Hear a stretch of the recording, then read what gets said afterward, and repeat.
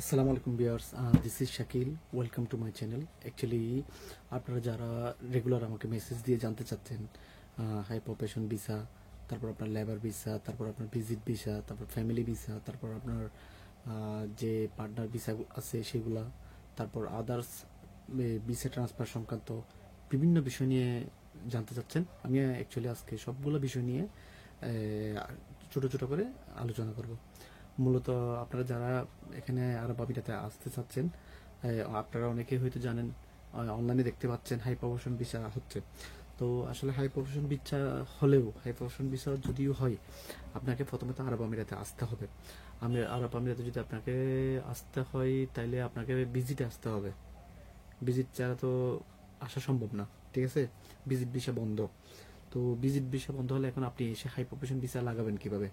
ঠিক আছে, আমি মানছি আপনি আপনার সার্টিফিকেটগুলো সত্যায়িত করে রাখছেন, গ্র্যাজুয়েশনের সার্টিফিকেট আছে, ডিগ্রি মাস্টার্সের সার্টিফিকেট আছে।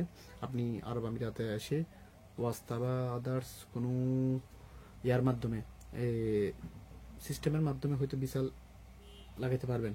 ঠিক আছে, কষ্ট হয়ে যাবে, অনেক কষ্ট হয়ে যাবে আপনার। সেগুলো 10 to 20% অ্যাভেলেবেল ভাবে কিন্তু ভিসা হচ্ছে না।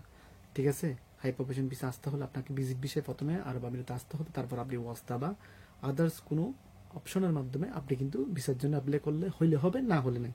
ঠিক আছে, ভিসা আগে যেভাবে একদম ওপেন ছিল এরকম না। আর লেবার ভিসা যেগুলো নর্মালি ছিল সেগুলো তো হবে না, এখন ভিসা বন্ধ। তারপর এখন ভিজিট ভিসা বলেন বন্ধ। তারপর আপনার ফ্যামিলি ভিসা টিসা এগুলাই বন্ধ। আমার অনেক ফ্রেন্ড আছে তার ফ্যামিলিদেরকে নিয়ে আসতে যাচ্ছে কিন্তু পারতেছে না, কেন? ভিসা বন্ধ। ঠিক আছে, ফ্যামিলি ভিসা বন্ধ। তারপর আপনার পার্টনার ভিসা যারা জানতে চাইছেন, পার্টনার ভিসার জন্য আসলে তাও ভিজিট ভিসা আসতে হবে আরব আমিরাতে। আসার পর একটা লাইসেন্সের মধ্যে আপনি পার্টনার হিসেবে যদি জয়েন করতে চান তখন অ্যাপ্লাই করতে হবে। ঠিক আছে, তাও আপনি ভিজিট ভিসা আসতে হবে, ভিজিট ভিসা চালু থাকতে হবে।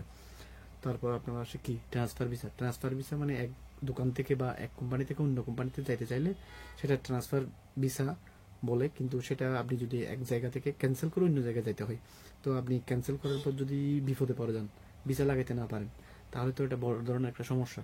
ঠিক আছে, তো আপনারা যারা এক কোম্পানি থেকে ক্যান্সেল করে অন্য কোম্পানিতে যাওয়ার সময় অবশ্যই ভালোভাবে বুঝে শুনে চিন্তা করে ক্যান্সেল করে যাওয়ার জন্য ট্রাই করবেন। আদারওয়াইজ আপনি যদি আবার ভিসা লাগাইতে না পারেন তাহলে আপনার ফাইন চলে আসবে। ঠিক আছে, ফাইন চলে আসলে তখন আবার অনেক টাকা চলে আসলে তখন আপনি ফাইনগুলো মকুব করার জন্য কিন্তু কষ্ট হয়ে যাবে। আবার ভিসা লাগাইতে পারবেন কিনা সেটাও কিন্তু ডাউট। ঠিক আছে, এরপরে আপনার আছে কি, এই যে পার্টনার ভিসার কথা বলছিলাম। পার্টনার ভিসার জন্য কিন্তু এখন আগের মতো নাই যে আপনি এসে সাথে সাথে অ্যাপ্লাই করে পার্টনার ভিসা লাগিয়ে ফেলতে পারবেন একটা লাইসেন্সে। এখন কিন্তু একটা লাইসেন্সের মধ্যে কিন্তু পার্টনার কিন্তু এখন একজন, আগের মতো 2-3 জন পার্টনার থাকতো, এখন সেরকম কিন্তু এখন দিচ্ছে না নতুন করে। ঠিক আছে, তো আপনারা একটু বুঝে শুনে কারোর সাথে লেনদেন করার সময় একটু সেটা খেয়াল রাখবেন।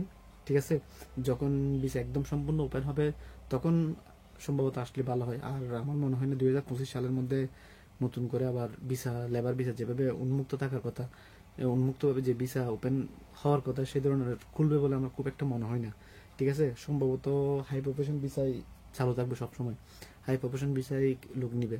যেহেতু এখানে লাস্ট 1 বছর যাবৎ ভিসা বন্ধ, কিন্তু আমি দেখতে এমন কোনো কাণ্ড দেখতে পাচ্ছি না যে বাংলাদেশিদের কারণে বা ভিসা বন্ধের কারণে কিন্তু এখানে ক্ষতি হচ্ছে, এরকম কিছু আমি দেখতেছি না। তো তারা ভিসা খুলবে কেন? ঠিক আছে, সেটা একটা কারণ। তো অপেক্ষায় দেখেন ভিসা কখন ওপেন হবে, দেখেন। ওপেন হলে তো ভালো, আপনাদের জন্য সবাই আসতে পারবেন। ঠিক আছে, so viewers, this is Shakil. Don't forget to subscribe my channel. Thank you.